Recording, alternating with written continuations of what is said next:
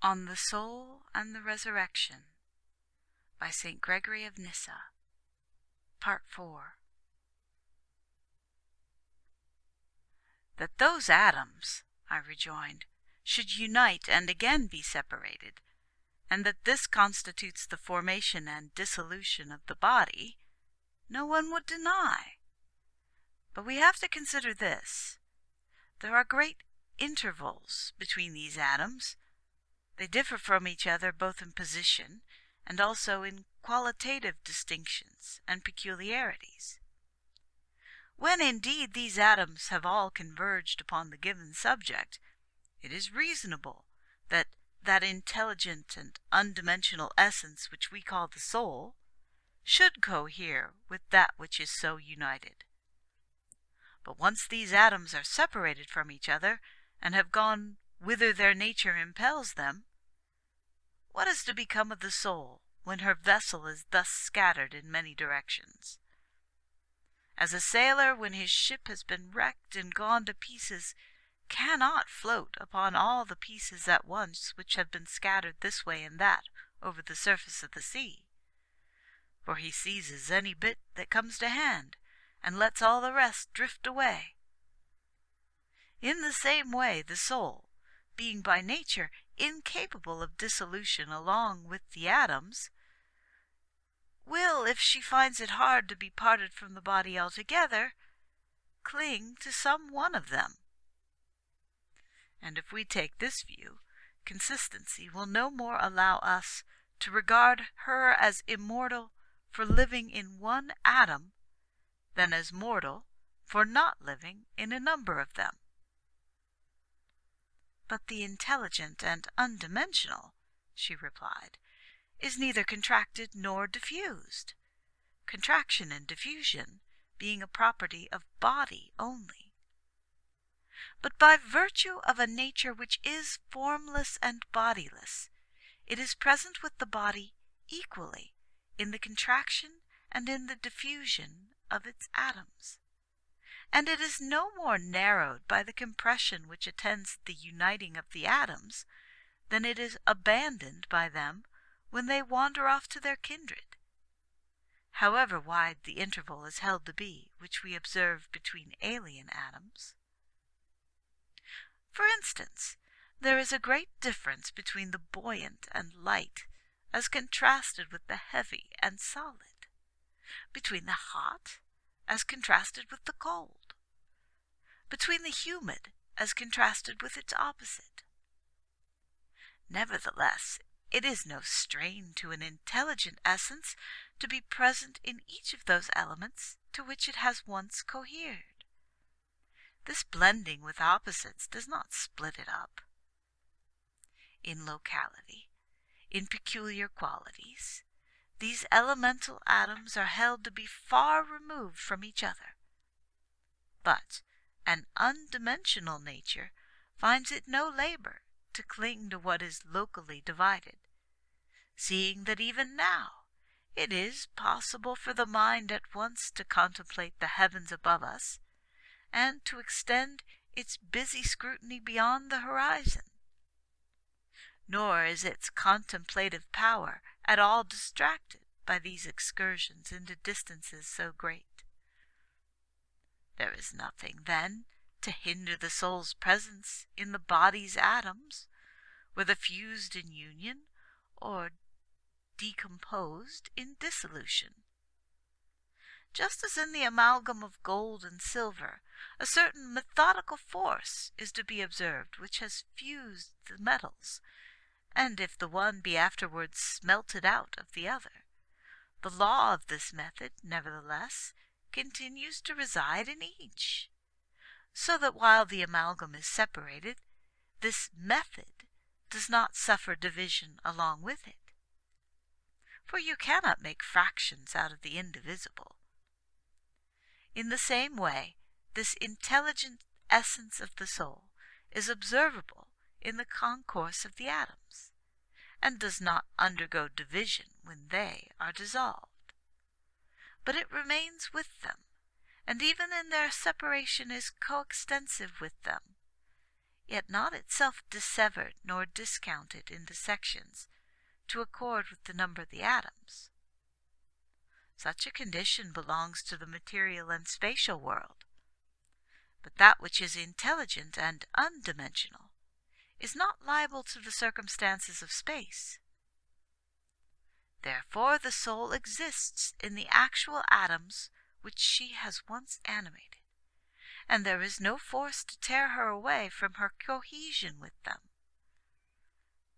What cause for melancholy, then, is there herein, that the visible is exchanged for the invisible? And why is it that your mind has conceived such a hatred of death? Upon this I recurred to the definition which she had previously given of the soul, and I said that, to my thinking, her definition had not indicated distinctly enough all the powers of the soul which are a matter of observation. It declares the soul to be an intellectual essence which imparts to the organic body a force of life by which the senses operate. Now the soul is not thus operative only in our scientific and speculative intellect. It does not produce results in that world only, or employ the organs of sense only for this their natural work.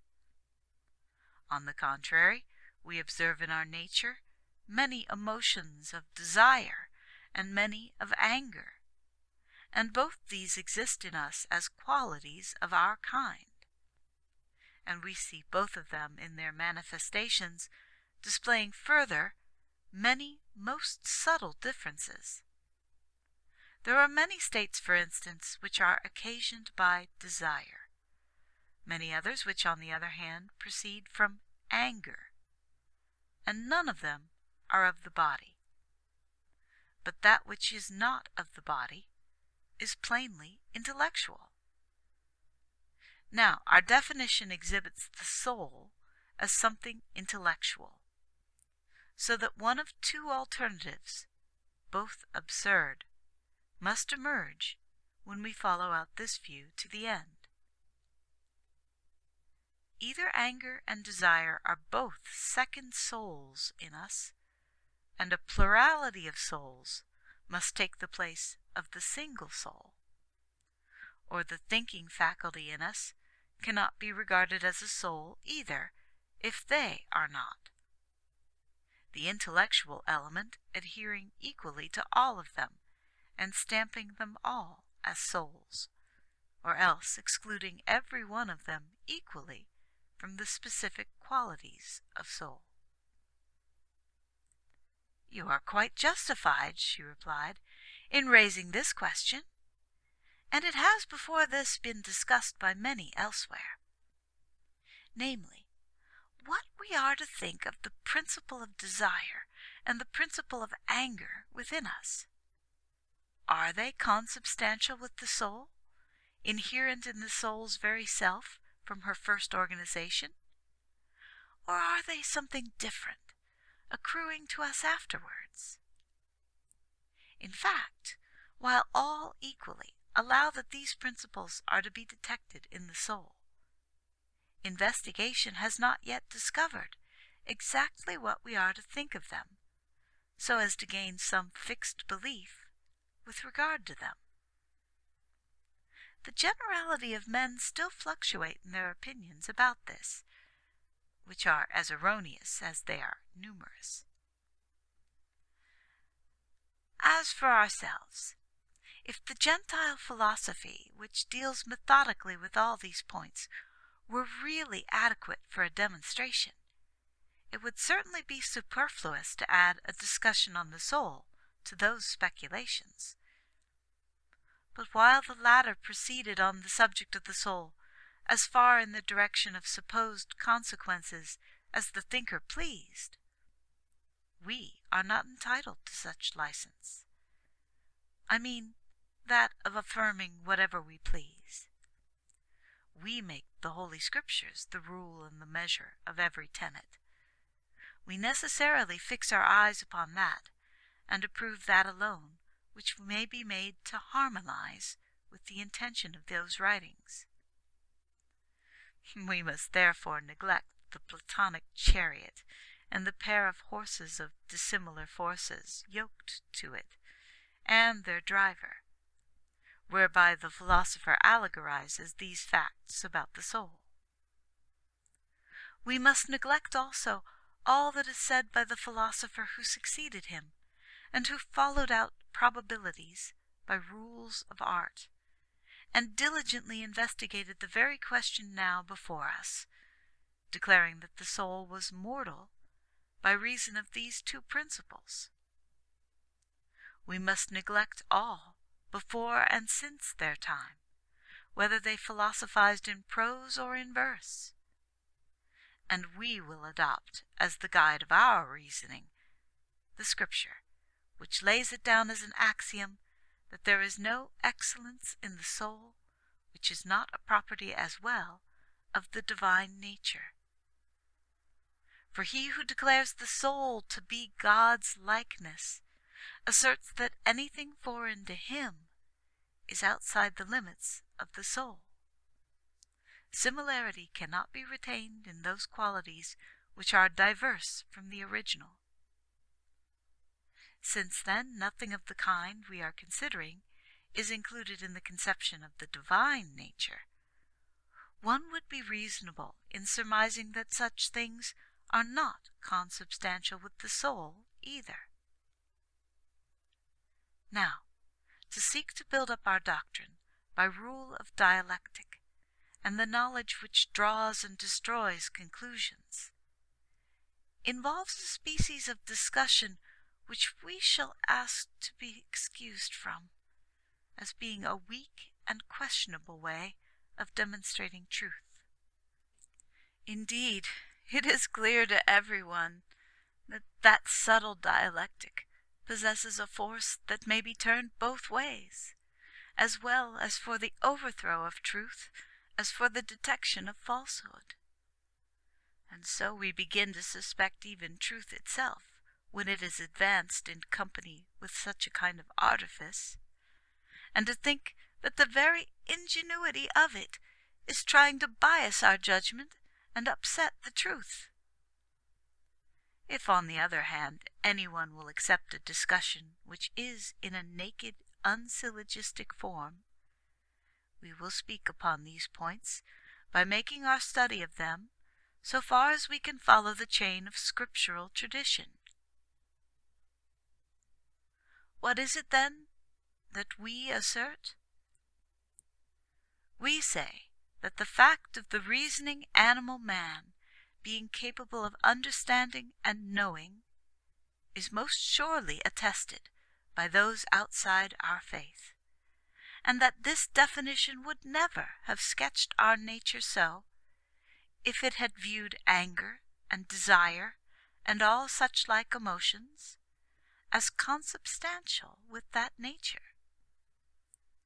In any other case, one would not give a definition of the subject in hand by putting a generic instead of a specific quality. And so, as the principle of desire and the principle of anger are observed equally in rational and irrational natures, one could not rightly mark the specific quality by means of this generic one. But how can that which, in defining a nature, is superfluous and worthy of exclusion, be treated as a part of that nature, and so available for falsifying that definition? Every definition of an essence looks to the specific quality of the subject in hand, and whatever is outside that speciality is set aside as having nothing to do with the required definition. Yet beyond question, these faculties of anger and desire are allowed to be common to all reasoning and brute natures. Anything common is not identical with that which is peculiar. It is imperative, therefore, that we should not range these faculties among those whereby humanity is exclusively meant.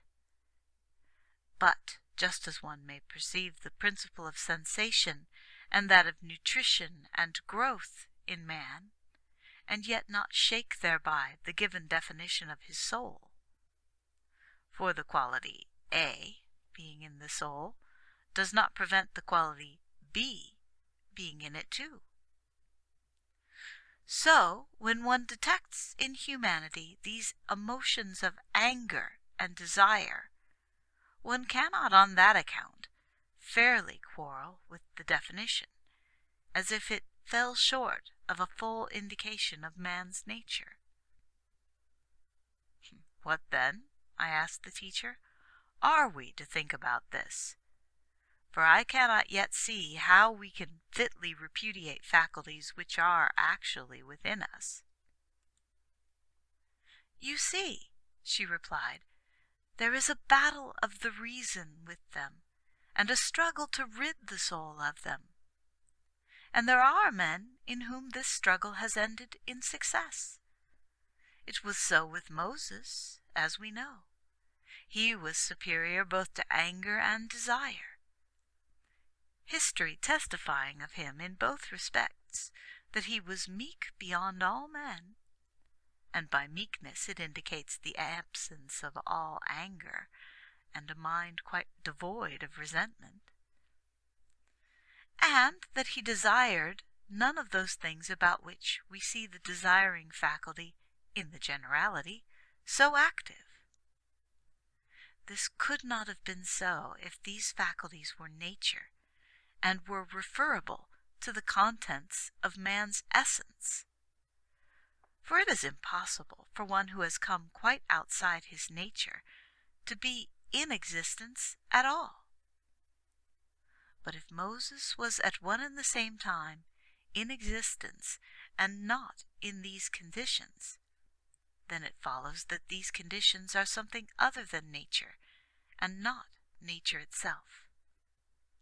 For if on the one hand, that is truly nature in which the essence of the being is found, and on the other, the removal of these conditions is in our power, so that their removal not only does no harm, but is even beneficial to our nature, it is clear that these conditions are to be numbered among externals, and are affections rather than the essence of the nature. For the essence is that thing only which it is. As for anger, most think it a fermenting of the blood around the heart, others an eagerness to inflict pain in return for other pain. We would take it to be the impulse to hurt one who has provoked us. But none of these accounts of it tally with the definition of the soul. Again, if we were to define what desire is in itself, we should call it a seeking for that which is wanting, or a longing for pleasurable enjoyment, or a pain at not possessing that upon which the heart is set, or a state with regard to some pleasure which there is no opportunity of enjoying. These and similar descriptions all indicate desire, but they have no connection with the definition of the soul. But it is so with regard to all those other conditions also, which we see to have some relation to the soul, those, I mean, which are mutually opposed to each other, such as cowardice and courage, pleasure and pain, fear and contempt, and so on. Each of them seems akin to the principle of desire or that of anger, while they have a separate definition to mark their own peculiar nature. Courage and contempt, for instance, exhibit a certain phase of the irascible impulse. The dispositions arising from cowardice and fear exhibit, on the other hand, a diminution and weakening of that same impulse. Pain, again, draws its material both from anger and desire. For the impotence of anger, which consists in not being able to punish one who has first given pain, becomes itself pain. And that despair of getting objects of desire, and the absence of things upon which the heart is set, create in the mind this same sullen state. Moreover, the opposite to pain, I mean the sensation of pleasure, like pain, divides itself between anger and desire, for pleasure is the leading motive of them both. All these conditions, I say, have some relation to the soul, and yet they are not the soul, but only like warts growing out of the soul's thinking part, which are reckoned as part of it because they adhere to it, and yet are not that actual thing which the soul is in its essence. End of Part 4 of On the Soul and the Resurrection.